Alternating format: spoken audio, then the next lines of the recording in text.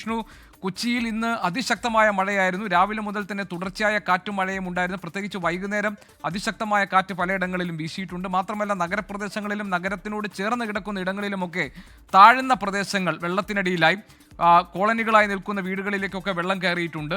ഇവിടെ റെസിഡൻഷ്യൽ ഏരിയകളിൽ പലയിടങ്ങളിലും വെള്ളം കയറി എന്നുള്ള വിവരങ്ങൾ പുറത്തു വരുന്നുണ്ട്. എന്താണ് എറണാകുളത്തെ പൊതുസ്ഥിതി? ഏതൊക്കെ മേഖലകളിലാണ് ഇന്നത്തെ ശക്തമായ മഴ ബാധിച്ചിട്ടുള്ളത്? ഏതൊക്കെ പ്രദേശങ്ങളിൽ കഴിയുന്നവരാണ് ജാഗ്രതയും മുൻകരുതലും സ്വീകരിക്കേണ്ടത്? ജില്ലാ ഭരണകൂടം എന്തൊക്കെ സുരക്ഷാ സംവിധാനങ്ങൾ ഒരുക്കിയിട്ടുണ്ട്? എറണാകുളത്തിനെ സംബന്ധിച്ചിടത്തോളം വരും മണിക്കൂറുകൾ അതീവ ജാഗ്രത പുലർത്തേണ്ട സമയമാണ്. റെഡ് അലർട്ട് പ്രഖ്യാപിച്ചിട്ടുണ്ട്. നഗരമേഖലയിലും മലയോര മേഖലയിലും തീരദേശ മേഖലയിലും ഒരുപോലെ ഈ പ്രതിസന്ധി നിലനിൽക്കുന്നു എന്നാണ് ഈ 2 ദിവസങ്ങളിൽ നമുക്ക് പറയാനുള്ള ഏറ്റവും പ്രധാനപ്പെട്ട കാര്യം. അതിശക്തമായ കാറ്റും അതോടൊപ്പം തന്നെ ശക്തമായ മഴയുമാണ് രാവിലെ മുതൽ എറണാകുളത്ത് ഉണ്ടായിരുന്നത്. പക്ഷേ നിലവിൽ മഴ മാറി നിൽക്കുന്ന സാഹചര്യമുണ്ട്. നഗരപ്രദേശങ്ങളിൽ രാവിലെ തന്നെ വെള്ളക്കെട്ടുകൾ രൂപപ്പെട്ടിരുന്നു. എന്നാൽ ഒരു 10 മിനിറ്റ് മാത്രമാണ് വെള്ളക്കെട്ടുകൾ ഉണ്ടാകുന്നത്, പ്രത്യേകിച്ച് നഗരപ്രദേശത്തെ റോഡുകളിൽ. അപ്പോൾ തന്നെ വെള്ളം ഇറങ്ങിപ്പോകുന്നുണ്ട്. അത് ഒരു ആശ്വാസം നിറഞ്ഞ കാഴ്ചയാണ്. എന്നാൽ താഴ്ന്ന പ്രദേശങ്ങളിൽ കളമശ്ശേരി പോലുള്ള മേഖലകളിലൊക്കെ വെള്ളക്കെട്ട് രൂക്ഷമാണ്. കോളനികളിലടക്കമുള്ള ഉന്നതി കേന്ദ്രങ്ങളടക്കമുള്ള സ്ഥലങ്ങളിലൊക്കെ വെള്ളം കയറുന്നുണ്ട്. ഇപ്പോൾ വരുന്ന ഒരു പ്രധാനപ്പെട്ട അപ്ഡേറ്റ്, പെരിയാറിൽ ജലനിരപ്പ് അരയടിയോളം വീതം 1 മണിക്കൂറിൽ ഉയരുന്നുണ്ട് എന്നാണ്. ആലുവ ശിവക്ഷേത്രത്തിലടക്കം വെള്ളം കയറിയിട്ടുണ്ട്. കഴിഞ്ഞ തവണത്തെ മഴയിലും സമാനമായ രീതിയിൽ വെള്ളം കയറുന്നു. ഇത്തവണയും അങ്ങനെ ആ പ്രദേശത്ത് വെള്ളം കയറിയിട്ടുണ്ട്.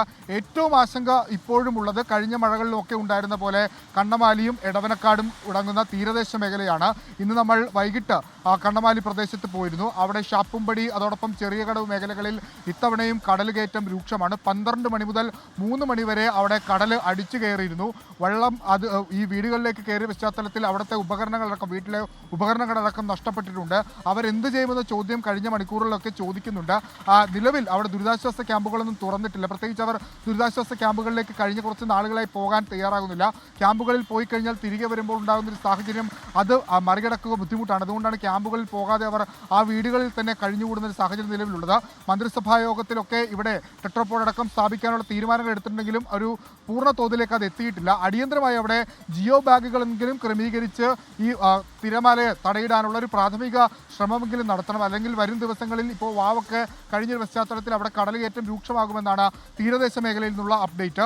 മലയോര മേഖലയിലേക്ക് എത്തിയാൽ പൂയംകുട്ടി പോലുള്ള പ്രദേശങ്ങളിൽ അതോടൊപ്പം ഈ മണികണ്ഠൻ ചാൽ ചപ്പാത്ത് പോലുള്ള മേഖലകളിലൊക്കെ വെള്ളം നിറഞ്ഞിട്ടുണ്ട്. രാത്രികാല യാത്ര മലയോര മേഖലകളിൽ ജില്ലാ ഭരണകൂടം നിരോധിച്ചിട്ടുണ്ട് എന്നുള്ളത് ഏറ്റവും പ്രധാനപ്പെട്ട ഒരു കാര്യമാണ്.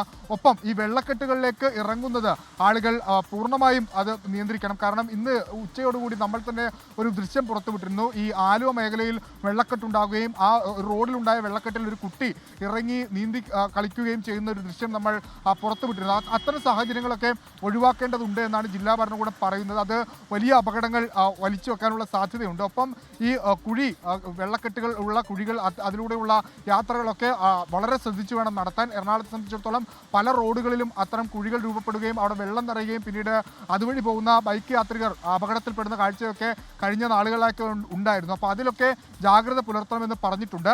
വലിയ പ്രതിസന്ധിയിലൂടെയാണ് കടന്നു പോകുന്നത്. ജില്ലയിൽ ഇതുവരെ മെയ് 24 മുതൽ ഈ ദിവസം വരെ 336 വീടുകളാണ് ഈ മഴക്കെടുതിയിൽ ഭാഗികമായും പൂർണ്ണമായും ഒക്കെ നശിച്ചത്.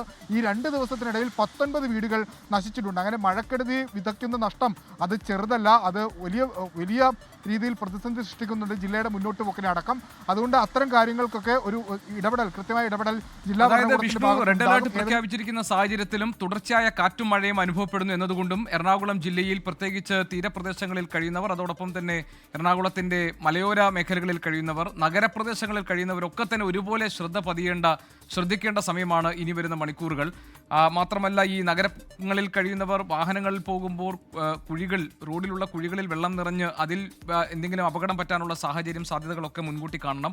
അതുപോലെ നദികൾ കരകവിഞ്ഞൊഴുകുന്ന സാഹചര്യം, അതിൻ്റെ തീരപ്രദേശത്തുള്ളവർ ജില്ലാ കളക്ടറുടെ നിർദ്ദേശാനുസരണം സുരക്ഷിതമായ ഇടങ്ങളിലേക്ക് മാറണം.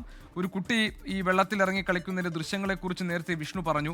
അത് നമ്മൾ അപകടം ക്ഷണിച്ചു വരുന്നതിന് തുല്യമാണ്. അങ്ങനെ വളരെ കെയർലെസ്സായി വളരെ അലംഭാവത്തോടുകൂടി ഇത്തരം നിർദ്ദേശങ്ങളെ നമ്മൾ കാണുകയാണെങ്കിൽ അത് വലിയ അപകടത്തിലേക്ക് നയിച്ചേക്കും എന്ന ഒരു മുന്നറിയിപ്പ് കൂടി ഇത്തരം സംഭവങ്ങൾക്ക് പിന്നിൽ ഉണ്ടാകുന്നുണ്ട്.